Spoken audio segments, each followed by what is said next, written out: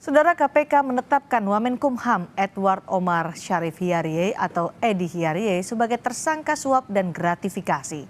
Selain Wamenkumham, 2 orang staf Edi Hiyariye dan pemberi suap juga ditetapkan sebagai tersangka. KPK menyebut telah menetapkan status tersangka Wamenkumham beberapa pekan sebelumnya. Wamenkumham diduga menerima suap terkait sengketa akta perusahaan tambang melalui rekening stafnya. Sementara dugaan kasus gratifikasi nilainya mencapai 1 miliar rupiah.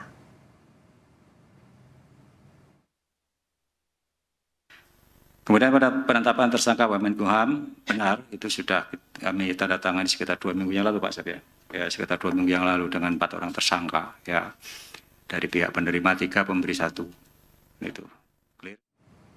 KPK menyebut bekerja sama dengan Pusat Pelaporan dan Analisis Transaksi Keuangan atau PPATK terkait dengan kasus suap dan gratifikasi Wamenkumham Edward Omar Syarif Hiyariye. KPK menelusuri dugaan uang yang mengalir ke rekening orang dekat Wamenkumham. 2 orang dekat Wamenkumham diduga menerima aliran uang dari PT CLM dengan total 7 miliar rupiah. KPK mendalami bukti transaksi itu melalui PPATK, termasuk menelusuri transaksi yang diduga bermasalah dari rekening 2 orang dekat Wamenkumham itu. Terkait dengan itu, kami sudah lakukan koordinasi dengan PPATK. Kami sudah lama ada sinergi dengan pihak PPATK untuk menelusuri aliran uang dan juga transaksi yang mencurigakan, termasuk untuk perkara dugaan gratifikasi di Kementerian Hukum dan HAM ini, kami juga sudah mendapatkan banyak data dari PPATK yang berikutnya kami lakukan analisis lebih jauh nanti dalam proses penyidikan sebagai bahan materi penyidikan. KPK menetapkan status tersangka kepada Wamenkumham untuk perkara dugaan suap 7 miliar rupiah melalui rekening 2 stafnya. Selain itu ada juga dugaan gratifikasi sebesar 1 miliar rupiah.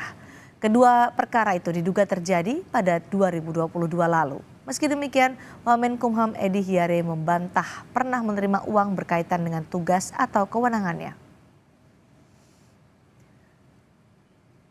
Kementerian Hukum dan Hak Asasi Manusia juga buka suara terkait penetapan tersangka terhadap Wamenkumham Edi Hiyariye. Dalam keterangan tertulis yang diterima Kompas TV, Koordinator Humas Setjen Kemenkumham Tubagus Arif Fatur Rahman menyatakan Edi Hiyariye tidak tahu sudah ditetapkan sebagai tersangka.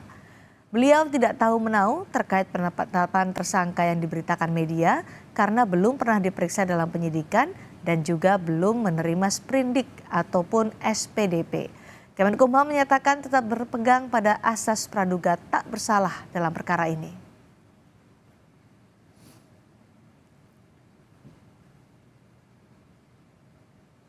KPK tetapkan Wamenkumham Edi Hiyariye sebagai tersangka kasus korupsi. Menko Polhukam Mahfud MD menilai KPK sudah membuktikan tidak pandang bulu dalam menangani kasus korupsi.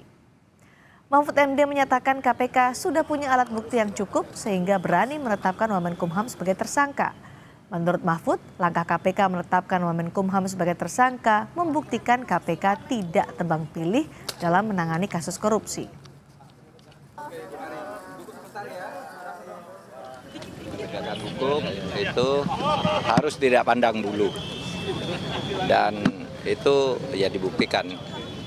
Meskipun masih banyak kritik terhadap KPK, tapi dia udah membuktikan lah tidak pilih menteri, wamen, kepala daerah apa semua. Itu memang harus begitu. Harus ditindak secara tegas dan transparan. Ketika KPK menetapkan seorang tersangka, pasti sudah ada 2 alat bukti yang cukup bahwa peristiwa korupsi atau pencucian uang itu terjadi. Tinggal nanti menguji alat bukti itu di pengadilan. Bagaimana perkembangan terkini kasus Wamenkumham di KPK? Kita akan temui langsung jurnalis Kompas TV Dian Silitonga di gedung KPK. Dian, setelah KPK mengumumkan status tersangka Wamenkumham Edi Hiyariye, bagaimana proses hukum selanjutnya di sana?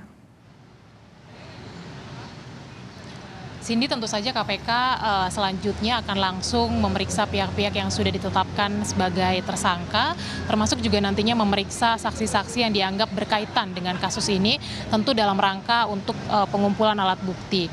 Jadi kita pantau bersama nanti kapan tepatnya para tersangka termasuk Wamenkumham Edi Hiarie ini akan dijadwalkan diperiksa oleh KPK dalam kapasitasnya sebagai tersangka. Nanti kalau pemeriksaan tersangka sudah selesai dilakukan, selanjutnya KPK tentu juga akan menahan para tersangka. Nah, di hari pertama penahanan tersangka ini biasanya KPK nanti akan melakukan konferensi pers untuk menjelaskan atau menyampaikan kepada publik bagaimana konstruksi perkara kasus, kemudian juga menyampaikan identitas para tersangka dan kemudian juga menyampaikan alat bukti apa saja yang sudah berhasil dikumpulkan oleh KPK.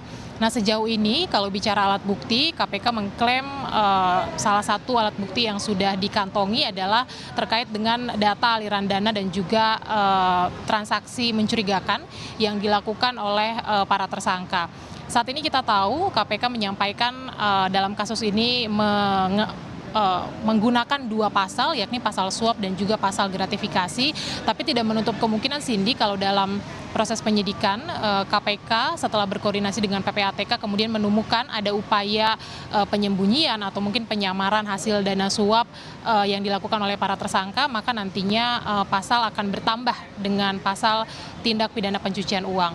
Nah, saya sampaikan kembali seperti yang sudah kita ketahui bersama bahwa sebelumnya pada Maret yang lalu ini Ketua Indonesia Police Watch Sugeng Teguh Santoso melaporkan kepada KPK adanya dugaan gratifikasi yang diterima oleh Edi Hiarie dan disampaikan bahwa total nominal nilai suapnya adalah 7 miliar rupiah. Nah, nanti bagaimana perkembangan proses penyidikannya ini yang akan kita nantikan, dan apakah nama-nama yang sudah ditetapkan sebagai tersangka ini sama dengan nama-nama yang juga dilaporkan oleh Teguh ke KPK atau tidak, itu akan kita nantikan bersama. Cindy. Baik, terima kasih jurnalis Kompas TV Dian Silitonga melaporkan langsung dari KPK.